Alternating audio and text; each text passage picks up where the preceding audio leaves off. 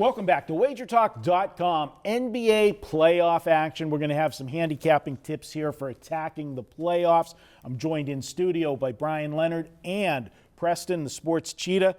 Guys, the playoffs are underway. We got a few games under our belts here. We're taping on Wednesday as the teams, a few of them have 2 games under their belt, and some of them are having the second game tonight.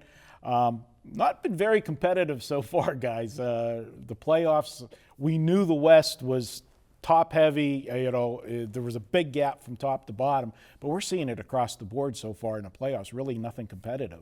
What do you guys take? The Cleveland-Detroit game has been competitive just because it's only been the one game, but Detroit's a young team that wants to be there, and that's the kind of team that gives Cleveland problems. So it wouldn't surprise me if that's a tight-knit series all the way through. But yeah, when you have 8 teams making the playoff from each conference, some of these teams aren't very good. And we've seen that when you get dominant teams like Golden State and San Antonio this year, you're going to run into that sometimes. Preston, I'm going to throw it to you. The big question is the injury to Curry. How much of a factor is this going to be moving forward? You hold them out, rest them. I mean, Houston, they should get by Houston even without Curry. Do you play cautious and give him the extra time? Because you're definitely going to need him when you get to, definitely the Spurs and either the Clippers or, the Thunder. You're going to need him as well. Yeah, I think that's what they were doing in Game 2. He obviously went out kind of for that pregame shoot-around, didn't feel right, and they just said, all right, well, there's no point in risking it.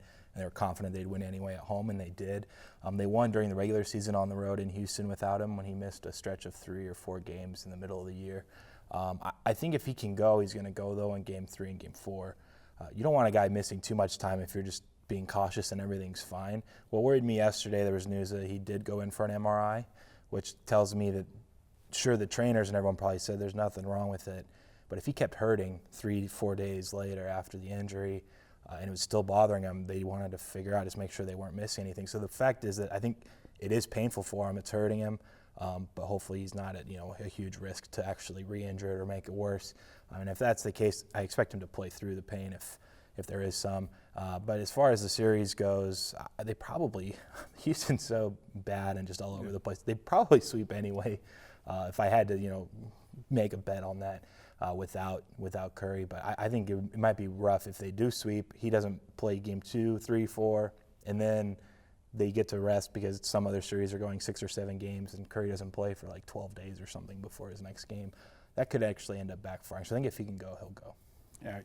One of the concepts of NBA playoffs, and used to talk about it all the time. We still talk about it, but it's lost its luster if you just look at it on the surface and put all games in it. Now you got to be a little more creative.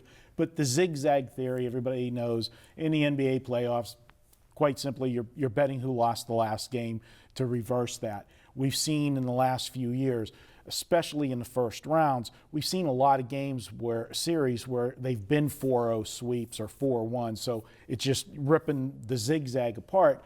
But for me, it's something that's been there for so long.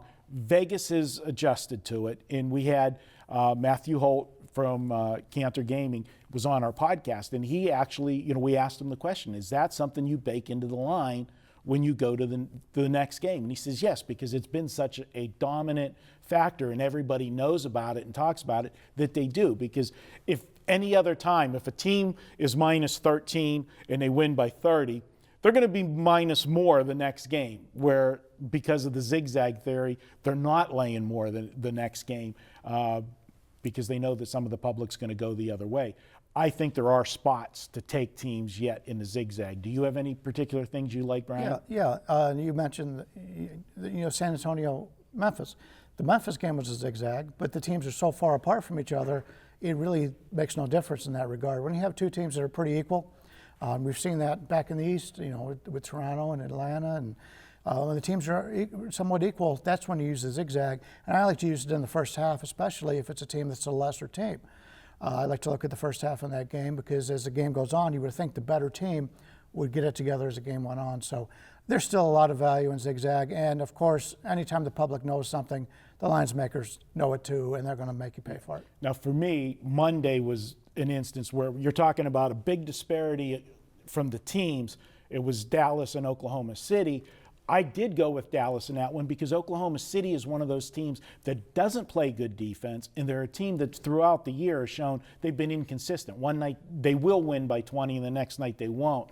And I came back with Dallas. Did I think Dallas would go in there and win game 2 outright? No, but I definitely thought that they would keep the game competitive. And the other thing that I will say, when you see a team get blown out, I think you're going to see more often the adjustment's going to be made is on the defensive end of the ball. They're going to have more intensity. Look to the unders when these teams get blown out by 30 points because that's where the embarrassment is. That's what they got to fix. That's where they'll make the biggest adjustments is how they were lining up defensively, and covering them. And that's one of the points that I'll give on, handicapping the playoffs. Cheetah? Yeah, the zigzag stuff in general, ultimately for me, comes down to picking the spots that you want to back the zigzag. For example, if you thought Boston in Game 2 would come back strong because they started super slow in Game 1 and came back, actually took the lead, and then ended up losing by 1 actually in the end. Well, they lost Avery Bradley, and you don't know how much of a factor that's going to play. One thing that helped them in that second half in Game 1 was Brad Stevens went small, started Evan Turner with Crowder and Thomas and Bradley. Well, now that Bradley wasn't even in the lineup, they actually stayed big. They started both Sullinger and Johnson, and again, they were down 20 in the first quarter. And so that's a spot where I wouldn't say, oh, it's zigzag, I got to play Boston now, plus 6.5. I thought it would have been a closer game than it ended up being, just personally I did. But that's not one I would just force bet because it's a zigzag spot. You need to look at what you're betting. One, for me, I was also on Dallas Monday. Game 1 closed plus 11.5, and now you're getting 13, went up to 14 in Game 2 because they lost by 40 or whatever. That was one where I thought it made a lot of sense to back a team that the perception was basically as low as it could possibly be in a one-game playoff sample. So you just have to pick your spots and use your brain about it. I wouldn't say blindly do all the zigzag stuff because if that's the case, if books are adjusting and factoring it in, then you're not going to be profiting in the end unless you're figuring it out for yourself. All right. Anything else you want to add, Brett? No, that's good points. All right, guys. Hey, check out Weekend All Access at Wager Talk. Every weekend, Thursday through Monday, you can pick your favorite capper, get all of their plays for just $69. Guys, it's the best deal going. Every play, both baseball and basketball, everything they have, all sports for $69. Check it out at wagertalk.com. We'll be back with more here at Wager Talk.